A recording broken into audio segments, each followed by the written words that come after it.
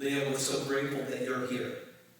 Will you come and speak to us on what you have for us? Thank you. Welcome, her as she comes.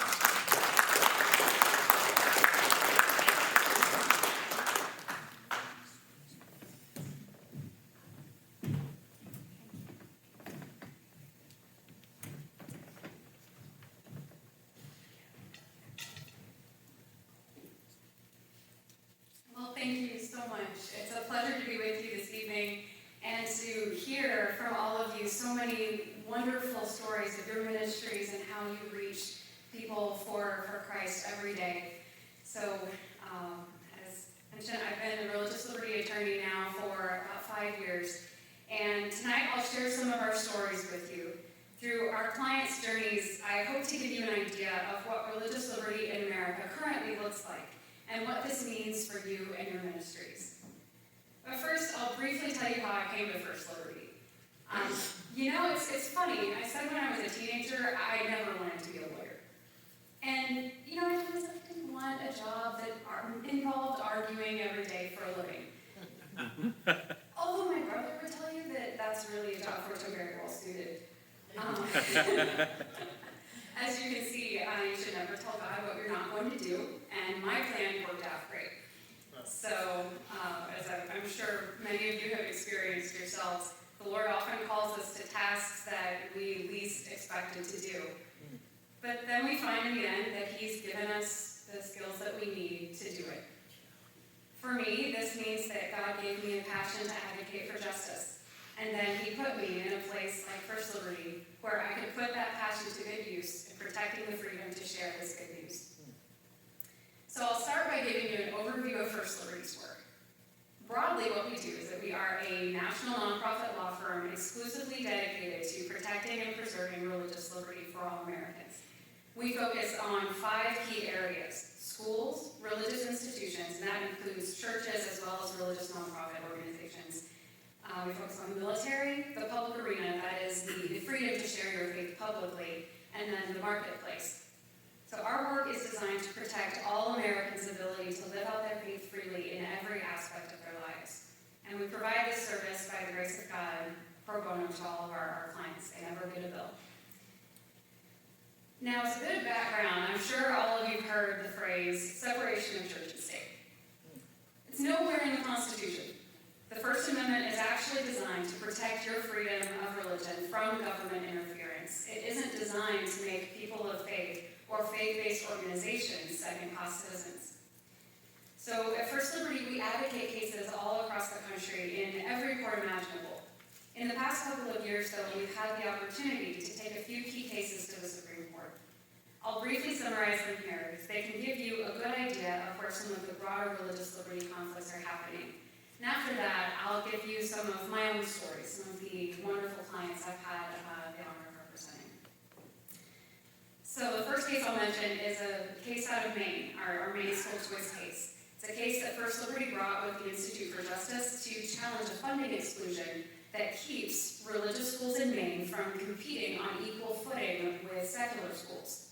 So many school districts in Maine are too small to have their own high schools. And for families in these districts, the state will pay tuition to the school of the parent's choice, unless it's a religious school. We challenged that discriminatory exclusion under the First Amendment on behalf of 3 families. And the lower courts upheld it, saying that, while the state can't discriminate against someone because of their religious identity, they can discriminate based on their religious activities. But whether the state discriminates against religious people or people who do religious things, it all comes out to the same thing. And that's the argument we were able to make at the Supreme Court in December. The argument went really well, I think, and we're looking forward to a decision later this summer. And we'll see what happens, what God brings out of it. Because this kind of case can have broader implications for all sorts of ministries beyond the school choice context. Because cases like this fight for the idea that religious organizations cannot be subjected to special disadvantages or excluded from generally available benefits simply because of their faith. And we've seen the Supreme Court build on that principle over the past few years. So at First Liberty, we're optimistic about what that means for the future of religious liberty. Now, one of the ideas we constantly fight is this notion that faith is somehow radioactive, that somehow you have to hide it away, and if it comes out, I don't know, it might be contagious. This is why First Liberty also focuses on protecting religious expression in public, what we call the public arena. So conflicts over religious expression in the public arena take many forms, from student prayer to street preaching. But we've often seen cases come up most poignantly in the case of war memorials that include religious symbolism. So in 2019, we represented the American Legion in a landmark Supreme Court case defending the Bladensburg Peace Cross. Now this was a 40-foot-tall cross-shaped war memorial in Bladensburg, Maryland. It was a century old, originally built on private land as part of the Veterans Memorial Park. But over time, the state acquired the land as part of a highway improvement project. A few years ago, an atheist group sued, challenging this memorial and arguing that it amounted to an establishment by the state of Maryland of Christianity. The Circuit Court of Appeals for that area actually agreed with them, and they proposed a modest solution. Just, you don't have to take the memorial down, you can just chop the arms off it, so it's a pole instead of a cross. Oh, man. Yeah, that'll make everybody happy. And this court decision would have governed Arlington National Cemetery. Thankfully, the Supreme Court disagreed and found that long-standing historical practices, including monuments with religious imagery, are constitutionally protected. And that decision set the stage for even greater religious freedom down the road. Because ultimately, the whole point of fighting these cases isn't just to protect old war memorials, which are wonderful and should be protected, but it's to protect your right and your organization's right to freely speak about your faith and share the gospel in public. To protect a space for religious expression in the public sphere. Now, on this Monday morning, the Supreme Court will hear arguments in just such a case, our Coach Kennedy case, and we would be very grateful for your prayers as that argument goes forward on Monday. I'll tell you a little bit of the background. Coach Joe Kennedy is an 18-year Marine veteran, there's a big difference there, who was an assistant coach for the Bremerton High School varsity football team in Washington State. But before he even coached his first game, he made a commitment to God that he would give thanks at the conclusion of each game for what the players had accomplished and for the opportunity to be part of their lives through football. After the final whistle of the games, as the players cleared the field, Kennedy would pause, kneel, and offer a brief, quiet, personal prayer lasting between 15 and 30 seconds. Initially, he prayed quietly and alone, and after several games, some students noticed what he was doing. They asked if they could join him. He told them, this is a free country, you can do what you want. Over time, and if the students wanted to, Kennedy began offering short motivational speeches to the players and ending with a brief prayer. Sometimes no players gathered, and Kennedy prayed alone. This practice and his prayers went unnoticed, apparently, for 7 years. No students, coaches, parents had ever complained about him. When the practice finally came to school officials' attention because of a compliment, Bremerton School District conducted a fact-finding investigation to get to the bottom of it. The district recognized that students had participated voluntarily in Kennedy's post-game religious expression, and that Kennedy had not actively encouraged or required them to participate in it. It was of their own free will. However, the district said he must keep his prayers separate from the students from now on, so he complied. But the school district changed its mind and later issued a sweeping new rule prohibiting Kennedy or any other employee from engaging in any, I'm quoting here, demonstrable religious activity, either silently or audibly. The only accommodation the district offered was for Kennedy to pray in a private location within the school building where no one could see him. After the district's denial of Kennedy's request for an accommodation, Kennedy was unwilling to break his commitment to God. And he continued to kneel alone and offer a brief silent prayer at the 50-yard line at the next football game and the one after that. The district placed him on administrative leave and eventually fired him for this practice. We filed a lawsuit on his behalf, and as it worked its way up, the Ninth Circuit Court of Appeals, which you may have heard of, is in California, Washington, Oregon. That court held that as long as students and the public could see Coach Kennedy, he couldn't pray. Prayer is apparently that dangerous. Wow. But the broader point at stake here is the freedom of every person of faith to live out what they believe. We're excited to listen to what the Supreme Court does in the arguments next week, because it only takes a few cases. And we're hopeful that this means the Supreme Court disagrees with the Ninth Circuit's opinion. We would very much appreciate your prayers. But the broader reason we focus on religious freedom is that religious freedom ultimately defends against tyranny. A tyrannical government cannot tolerate its citizens owing any allegiance to a higher authority than the government. That's why religious freedom is usually the first freedom to fall when under authoritarian regimes. And that's why protecting this freedom is so important to protect against tyranny of all kinds, especially when in the United States we're blessed to enjoy the freedom that we already have. We want to preserve it before it gets to a point where we're facing true persecution. But protecting religious liberty doesn't only happen at the Supreme Court level. Most of our work happens in everyday contexts. So I'd like to share with you some of the cases that I've worked on, how I've personally seen religious liberty threatened, and what it means for everyday people trying to share the gospel and the love of Christ with their neighbors. So, you'd be really surprised the kind of hostility that a senior Bible study can face. So, I've handled 2 of these cases, both involving 55-plus apartment complexes. These are isolated communities. Many of the residents can't get out frequently, if they can get out at all. So the apartment's common room becomes kind of a extended living room for everyone to come and meet each other, talk, play cards, have birthday parties, bingo, all the bingo, and book clubs, movie nights, and everything you can imagine. These are the cultural hubs of these communities, and many folks have nowhere else to go for this. This provides a unique need and opportunity for ministry. The 2 clients that I worked with, God called them to serve their neighbors through Bible study. But they were told they could not hold Bible studies in that community room. And a lot of people would say, well, you should just save that for church. Okay, well, we all have thoughts on how our faith is not lived out only at church on Sunday. But what if people can't even get to church? What if that Bible study was all they had? This kind of management attitude isolates people from the gospel, from hope, and from the neighbors.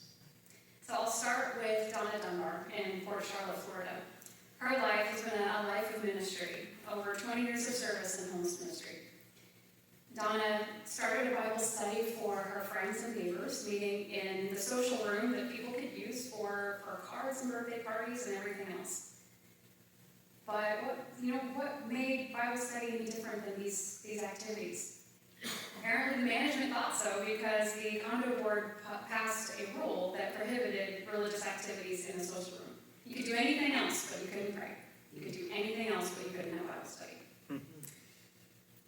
We filed a fair housing complaint because federal law actually protects against religious discrimination in the provision of housing facilities.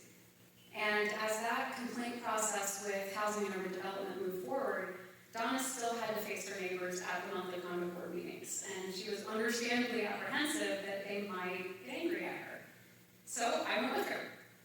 And they don't teach you in law school what you do when they try to throw you out of a meeting.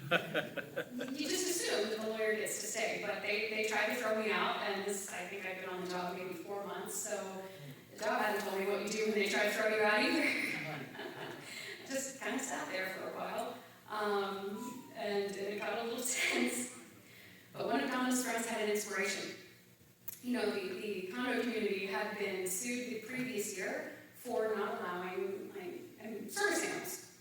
So she made an argument that I was essentially Donna's emotional support pet, and she did stay on that basis. And it worked, let me say. Although emotional support pet training wasn't really part of my law school curriculum either, so I was just winging it.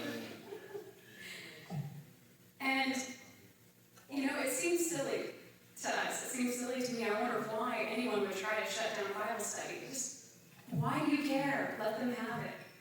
But the condo board fought for 2 years. By the grace of God, he brought me to the table, and we were able to come to a resolution that protected Donna's Bible study. And it continues to grow and serve her neighbors more and more. The other clients I've had are Ken and Lea Patterson. They have a very similar story. They live in Fredericksburg, Virginia. And I also obtained another crazy nickname through their case. So Ken and Lea were 86 and 87, lived lives of ministry and called to many, many things they had never expected. Ken was originally a mechanical engineer, and Lea emphatically never wanted to be pastor's wife. But God had other plans, and Ken served many, many years as a Lutheran minister. Now in retirement, Ken and Lea moved to a 55-plus apartment community where their neighbors asked Ken to lead a Bible study. The Bible study group met every Wednesday night in the apartment's community room. And again, just like Donna's situation, that's the place where everyone has their birthday parties and their card games and just hangs out and talks. But apparently studying the Bible was just too far. Some of the other residents complained, and Ken and Lea received a letter from the apartment complex threatening to evict them if they didn't stop having Bible study, not only in the community room, but in their own apartment. One of the things we often heard from the folks that had a problem with the Bible study is that, religion and politics don't belong in the community room. Well, what made studying the Bible so different than the book club reading the latest Oprah choice book? I'll leave that to your imagination, what might make the Bible different. So as we prepared to file a lawsuit that spring, I finally brought the legal team to visit the Howdies. Now, one of the things I love about working in this kind of case and with these kind of clients is that I can fly under the radar. All the management and other residents just generally assume I'm visiting my grandparents. So nobody asks me where I'm going or who I'm meeting with, and they don't ask me, or more importantly, the clients, why they're having lawyers in. But this day, I showed up in my suit with 6 other really tall guys in suits, walking down this little hallway of this small community, and we turned a few heads. I thought for sure that everyone would know a lawsuit was coming soon, and that I was worried they might bother killing me about it. But it turns out the word on the street was that we were the funeral directors. Turns out there is something worse than being visited by a lawyer. And of course, our summer interns started calling me the Undertaker. So we filed that lawsuit in the spring of 2018. And by God's grace, come Christmas time, the case settled, and the Bible study resumed its meetings in the community room. And because of the battle that Ken and Lea had to go through, even more people knew about their Bible study and came because they were curious. They wanted to know what the fuss was about. So God provided a way to grow that ministry and give even more people the opportunity to hear the gospel because of the difficulty that they've been through. Cases like these are why I went to law school. It is one of the best things about this calling that I get to learn from my clients' strong faith and their dedication. These particular people are old enough to be my grandparents. They look at me the same eyes they look at people age of their grandchildren. But I was tasked with leading them through a difficult and scary legal process that was completely unfamiliar to them. And in turn, I got to learn from their many, many years of faith in walking with Jesus. Perhaps, the best example of a kind of case where we've had the opportunity to keep the door open to share the gospel with our neighbors is a case that came about this time last year, where we represented a ministry in Dallas called Our Calling. Our Calling is, in many respects, very similar to your ministries, a Christian homeless outreach ministry in Dallas that provides meals, clothing, medical services, church services, mentorship, substance abuse counseling, and partners with a variety of social services to help people recover and get off the street and more importantly, find Christ. Although Our Calling is not a shelter, it will stay open 24 hours if necessary as a last resort during emergencies, such as freezing weather, so homeless individuals can stay safe when shelter space runs out. It views this practice as a religious obligation under James 2:15 and 16. Suppose a brother or sister is without clothes or daily food. If one of you says to them, "Go in peace, keep warm and well fed," but does nothing about their physical needs, what good is it? But in 2018, Dallas ticketed Our Calling for this practice, claiming that it violated Our Calling's certificate of occupancy. Our Calling settled the ticket, and over the next 2 years, they worked with the city to develop a permitting program that would allow churches to temporarily shelter the homeless in emergencies. Seems like a great solution. The program passed, but with an exception. The city council created a buffer zone that prohibited temporary emergency shelters within a half mile of the downtown area. Would you like to guess where our calling is located? Within that half mile buffer. So they're back to square one. And it's even worse because the buffer zone excluding our calling from participating in this shelter program put the ministry in catch-22. It told them that they must either send the homeless out into the freezing cold where they could potentially die, or face the possibility of hefty fines. Our calling chose the fines. So that's when First Liberty got involved. And it turns out that when you take a look at the ordinances, staying open 24 hours isn't actually a violation of their certificate of occupancy at all. So we wrote a letter explaining that to the city, but also emphasizing that even if it was, Texas's Religious Freedom Restoration Act protects our calling's ability to serve its neighbors during emergencies. Thankfully, after a few months, Dallas saw reason, and our calling continues to serve their neighbors in many ways. But not every city sees reason. This is why First Liberty exists. Showing our neighbors the love of Christ is not easy, as you all know, and may encounter roadblocks that you never anticipated. In my experience, God calls those who least expect it to fight legal battles that can ultimately protect the religious liberty of many people. And protecting the religious liberty of many people is to say protecting the ability of many, many people to hear the gospel when they might otherwise have not. So I want to offer some encouragement to all of you as you work in the ministries that God has called you to. Our ministry at First Liberty is to protect your ministry. So if someone is stopping you or trying to stop you from fulfilling your mission because of something like the separation of church and state, or, oh, well, we'd really rather have a business here, please get in touch with us. I'll be around the next day or so. I'll be at a workshop tomorrow with some specific information as to how you can better protect your ministries from a legal standpoint. And you can get in touch with us easily at firstliberty.org, our website. We're grateful for all that you do to live out the gospel, and I really appreciate the opportunity to be with you tonight.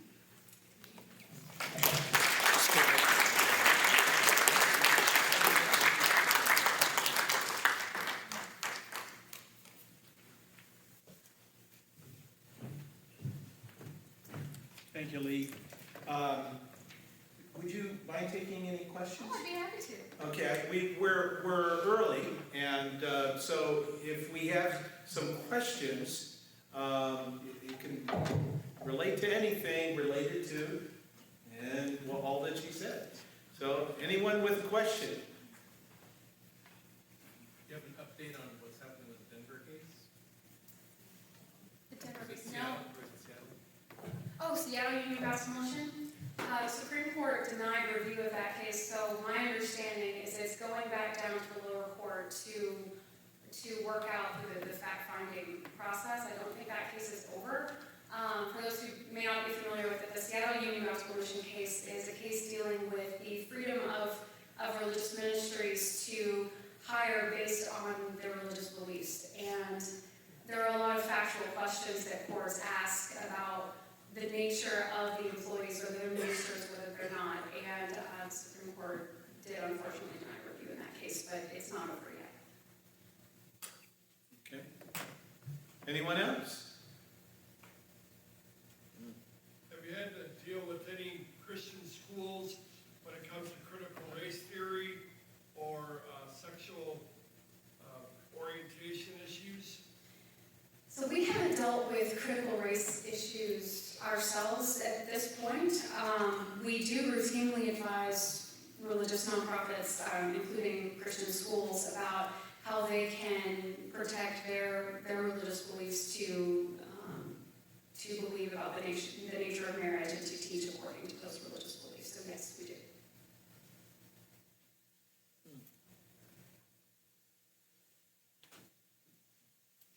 What other religions are being attacked like Christianity? Well, I can tell you generally, one of the most frequent kinds of cases that we encounter deal with Orthodox Jewish synagogues and the land use. It's funny, we have a lot of cases that, you'll see the zoning board try to put a lot of restrictions on where people can meet to worship. And there are a lot of federal protections for that kind of practice, but one of the qualities of Orthodox Jewish belief is that they have to be able to walk to their synagogue on Sabbath because they're not allowed to drive. And the zoning boards really care about parking for people who can't drive on Sabbath. So we deal with a lot of those cases. What about the Catholic Church? Oh, absolutely. All sorts of Christian denominations face lots of cases, and whether they're Catholic or Protestant. Lee, if you watch the news, perhaps, or you read up, you begin to get a sense, and there's even been some scholarship work on this, that what's sometimes described as leftism or even liberalism is not just a political ideology, it's almost a religion. And is that the fact, is it competition with that religion that is driving all this kind of explosion of religious issue litigation? Is there something to that, do you think? Well, I wish I could say. There's so much pushback that religious organizations get in sharing their faith. And what we're seeing right now is not new. It's very, very old. As you mentioned, the drive for religious freedom is centuries old. And there's always going to be some form of attack on religious liberty. And, I think that is entirely possible, but that's one of the reasons why. Competing. Anyone else?